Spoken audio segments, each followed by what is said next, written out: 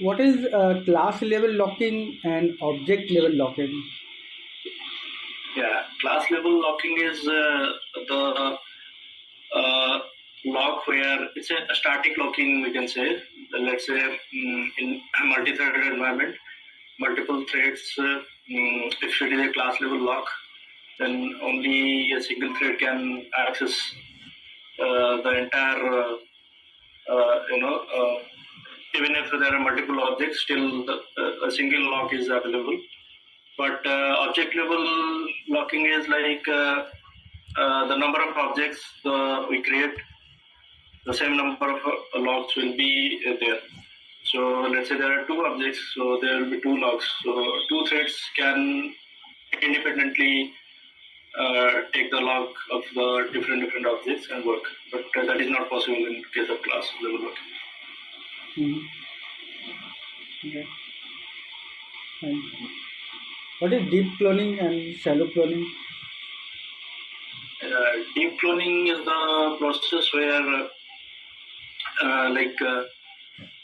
the cloning of an object happens in, let's say I have an object where all the member variables are primitive types. So in that case, in the that is we can say shallow cloning, because we don't need to explicitly assign the object in the clone method, but because they are the primitive object type, so they are immutable. And but in case of deep cloning, let's say there is some kind of object member variables like some kind of list or some other map or something like that. So those can be even if cloning. So those are not immutable objects, right? So those can be changed in some other places, and the same will reflect in the other place. So in that case, we have to take care of by taking a copy of that. So for that, let's say I have to assign the member variable of a list. So let's say this dot list, my list equals to, I have to create a new variable. Let's say it's a list, so a new array list. So there I have to pass that list. So this how I'm creating a copy. So this is the deep cloning. Okay, fine. So suppose in Spring Boot, suppose there are multiple environments like dev and testing, prod, okay, and you have multiple configurations. Okay, so how will you manage that at the time of development this configuration should be picked up, and at the time of production other configuration file should pick up? Yeah, so I think there is an annotation address profile, so where we can mention like which environment. For dev we can mention like dev, and so it will pick up the by default it will pick up application -dev properties. Similarly for SIT and production, so we can have different application properties, and of course the properties will vary as per the environment, and it will pick up those properties while in the runtime. Okay, fine. What is the use of @qualifier annotation? Yeah, so @qualifier annotation is used because let's say I have different objects which have a single parent. Let's say I have an interface, and my, let's say, different objects, 5 different objects are implementing that interface. So Spring doesn't know which one to auto-where. So during that time, we have to mention which object need to be created by the annotation @qualifier. Okay, fine. And how we can check the health of an? Okay, fine. How we can check the health of an Spring Boot application? Yeah, to check the health, we can have the actuator dependencies in our application, and once we have that, we have an endpoint slash actuator, context of the application slash actuator, slash health is one endpoint. So after running the application, we can use this endpoint and it will show us the result of the application. When it is running, it will be like up and the status will be up. And if the application is down, then status will be down, like that. In Spring Boot, how we can read the properties in Java class from property file? Yeah, so to read the properties, we can take that annotation @value. There we can pass the property, so it will read that. Okay. And how we can manage the multiple database? Okay, to manage multiple database, we can have like we can configure those database in our config class, having different bean methods, which will provide us the data source finally, and there we can use the qualifier as well to differentiate the database connection and all. So yeah, we can use by using qualifier annotation. Okay, fine. So in Java 8, what is the use of consumer interface? Yeah, so consumer basically will take some input parameter. Basically, it will consume some input, and I think this is what the consumer. I think the method is I think accept. I think so. It will take the input parameter. And what about predicates? Predicates are basically used in case of filter. So it will check, it will return a Boolean value. So based on that, it will filter the results. Okay. What other features of Java 8 that you have used? Yeah, like Java 8 stream API, then Lambda expression is one, and functional interface, and I think date time also used, and also optional. So these are the features. What is the use of optional? Optional is like it came in Java 8 to eradicate the null pointer issues. So optional can have a null value or some object. So once we have an optional object, so we can check if it is present is the method. We can check if it returns true, then the optional has a value. So we can get that by using a .get method. What is method reference? Method reference basically we can pass in the form of Lambda expression. I think I can give you one example. Let's say I have some that double colon symbol we can put, and how can I say let's say some get value is a method. I have some class and get value is a method. So based on that, I'm using that get value. So that class name colon get value I can directly use. So it basically to represent a Lambda expression, I can use this method reference. It's basically calling the method in this way. Okay. Can a functional interface extend another interface? Functional interface extend another interface. I believe it cannot, because functional interface should have only one abstract method. So I think it cannot. Okay, fine. And what are the memory changes and memory related changes in HashMap? Memory related changes means In Java it will say. Yeah, in Java in HashMap. Yeah, so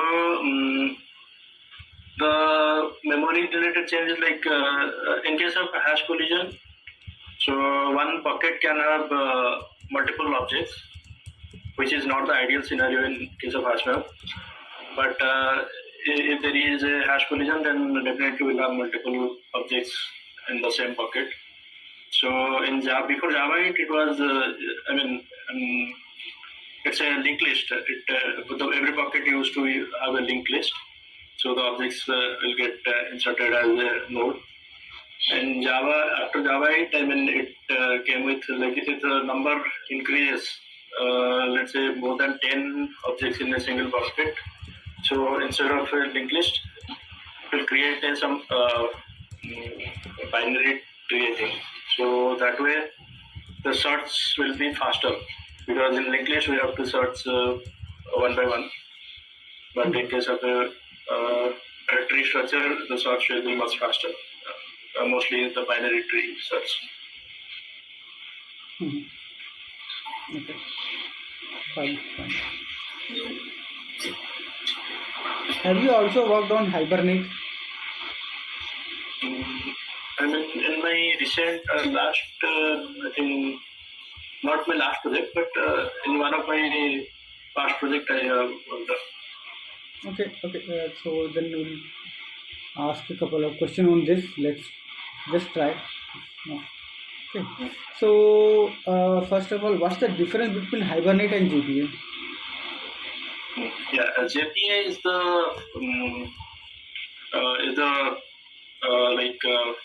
abstraction, we can say. So the implementation is it can be like Hibernate, Toplink, or any other ORM framework. And so JPA, we can have like this is the we can say like it's a broader concept, JPA. But Hibernate is just like the implementation of one of the implementations of JPA. Okay. And what is the difference between get and load? Yeah, so get is like get it will hit the database every time if we call, and load is it will not hit the database, and if the object is found, if the object is not found, in case of get, it will return null value, but load will throw some object not found exception. So if we are sure about the object is present, then we can use load, or else we'll go for get. So these are the main differences. Okay. Fine. What are the three states of a Hibernate entity or a life cycle? First, the entity will be in the I think new state, which is nothing but the transient state. Like the object is just created, but not associated with any of the session. So once the object is associated with the session, then it will go to persistent state. And the last one is, I think, detached. So once the session is closed, the object will be in the detached state.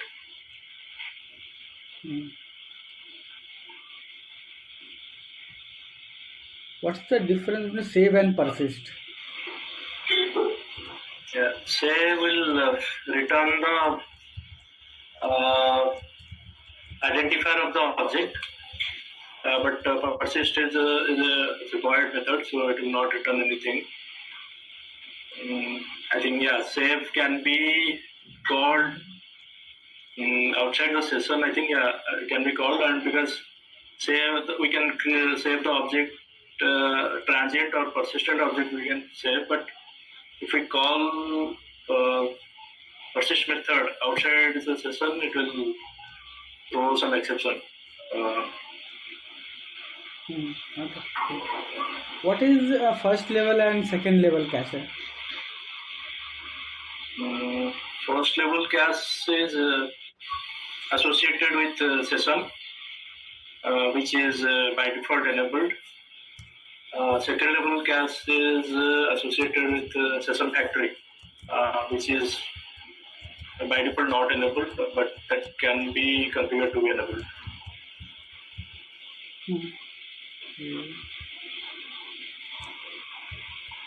Fine.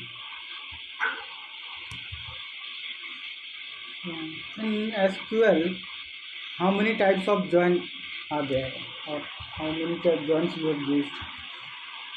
There are basically 4 types of joins, like inner join, left join, right join, and full join. Okay.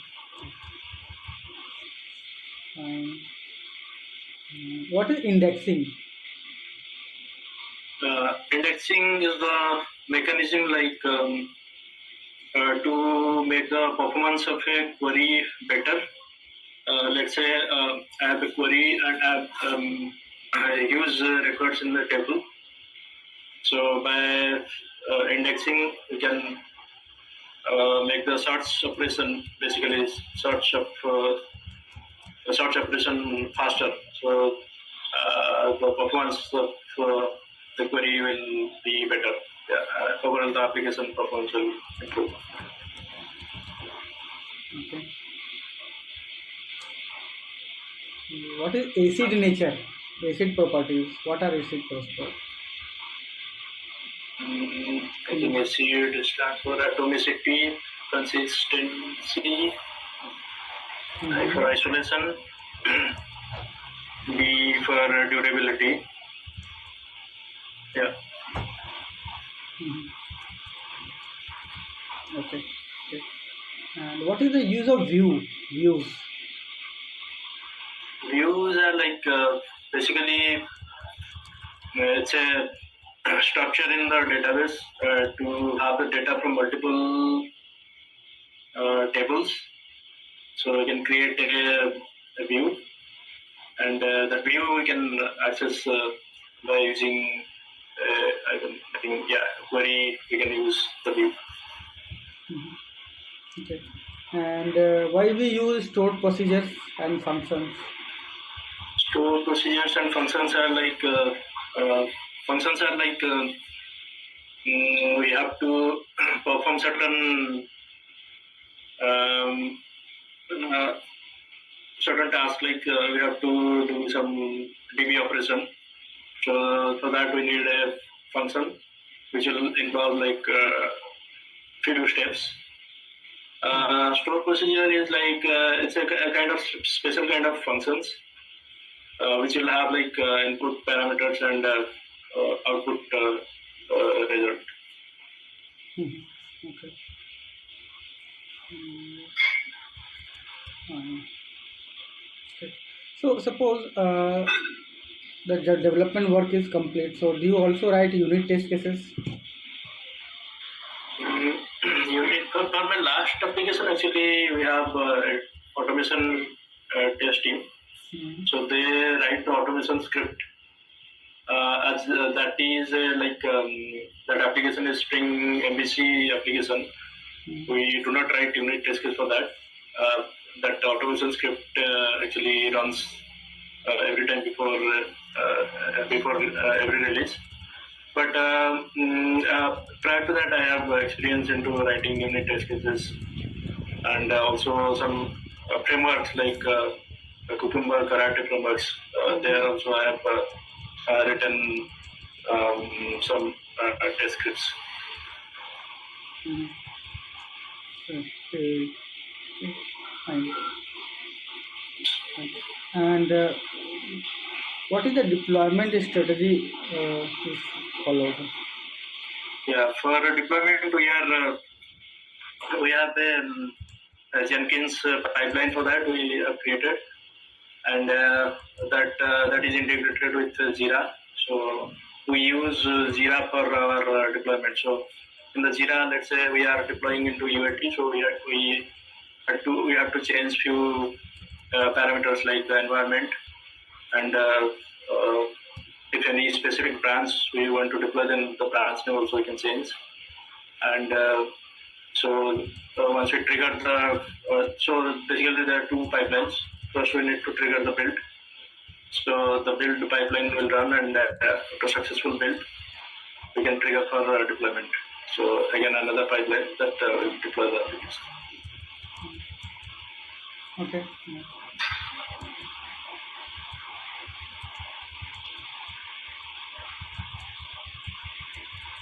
Okay, so now we have to move for one coding test. Okay. So for this I am sharing whiteboard. Okay.